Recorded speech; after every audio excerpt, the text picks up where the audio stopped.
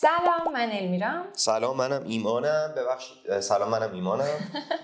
بچه‌ها امیدوارم که حالتون خوب باشه. ما امروز می‌خوایم راجع به یه سری از عطرایی که بوشون خیلی سنگینه صحبت کنیم و اینکه بگیم چرا ما مثلا یه سری عطرا میگیم بد بوان، حالا نه که بد بوان، میگیم چرا سنگینن و اینکه شما میگی یا من بگم. دیدی یه سری عطرا رو مثلا میگن عجب بدبو واه فلان، اون چون در جای غلطی استفاده شده. آره دقیقاً. یا مثلا طرف در بدترین زمان یه عطری که شاید هم خوشبوه زده.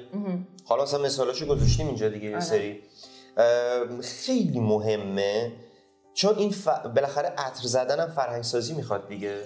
خیلی مهمه که عطری که ما استفاده میکنیم به زمان و جایی که میخوایم ازش استفاده کنیم بخوره.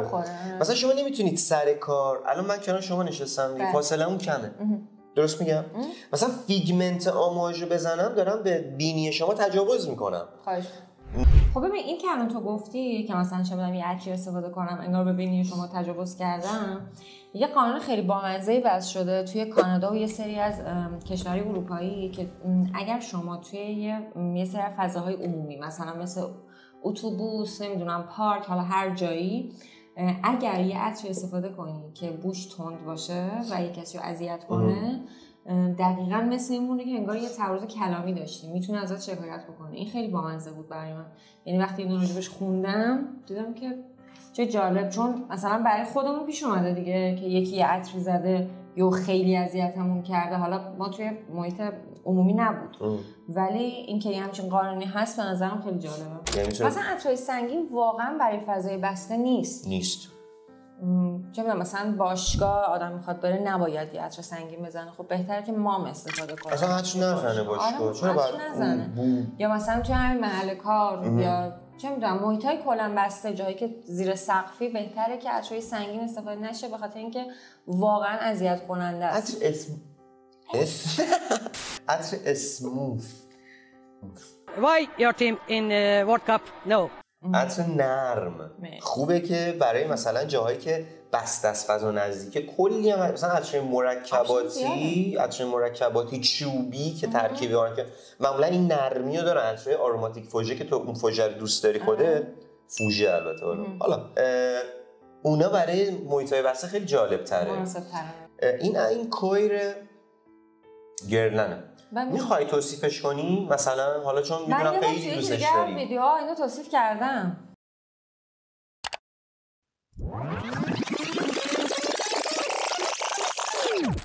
اینو مثلا اینو اگه تو این که من که میگم زمستونم نزنی، کلا نزنی، داشتینم بندازید دور. اینو تو محیطای بازم نزن.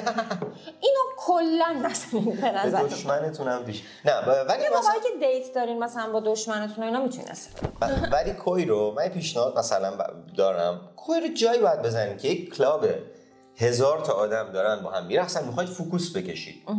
نه میخواید فوکوس بکشید.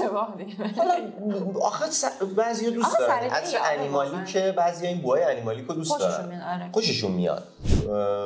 ساهارا نویر مثلا تام فورد، حالا ببین مثلا خوب سنگینه. و حالا حرفی که در مجموع میخوام بزنم اینه که عطرها چون اصطلاح پوشیدن براشون به کار میره دیگه. ما میگیم عطر رو میپوشیم. خب همونجوری که به لباسمون اهمیت میدیم که مثلا ما هر لباس شلوارک نمیریم عروسی، که حالا من میرم. دقیقاً ایمان هفته پیش با شلوارک اومد عروسی. چی شده؟ نه. حالا یه سری کار رو نمی‌کنیم قاعدتاً. کاری نداریم یه سری حالا ما یه سری ساختار شکنی دوست داریم دلمون می‌خواد بکنیم. ولی ما با یه تیشرت و شلوارک زیر یه سقف، این اوپوس نامبر چنده حالا نمیدونم، مثلا این اوپوس چیزه آمواژه، اینو نمیزنیم آقا.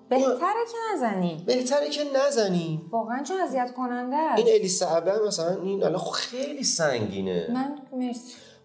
دو تا نکته من میخوام بگم اگه شما اوکی باشین. یکیش اینه که این عطر سنگین وقتی در محیط بسته میزنیم ممکنه باعث آلرژی، زده شدن همیشگی از عطر و سردرد بشه. این طرف مثلا میگه با من دلم نمیخواد تو بوی عطر بدی. نکته دوم، ما یه سری آنتی پرفیوم داریم. آره راجع اونم بگو. آنتی پرفیوم ها یه سری عطرایی هستن که یه سری کمپانی‌های نیش میان به صورت آرتیستیک و نمادین تولید میکنن. مثلا ایتالی بودوغونجو اگه برندشو بچه‌ها بشناسید، مثلا یه عطری داره فکر کنم، حالا نمیخوام اشتباه چون اسمشو بگم الان یادم نمیاد، این از بوی اسپرم و بوی خون و اینا استفاده کرده و یک بوی بدی داره دیگه و این صرفا برای اینه که بگه میشه یه جور دیگه ای هم نگاه کرد، میشه یه جور دیگه ای تأثیر گذاشت.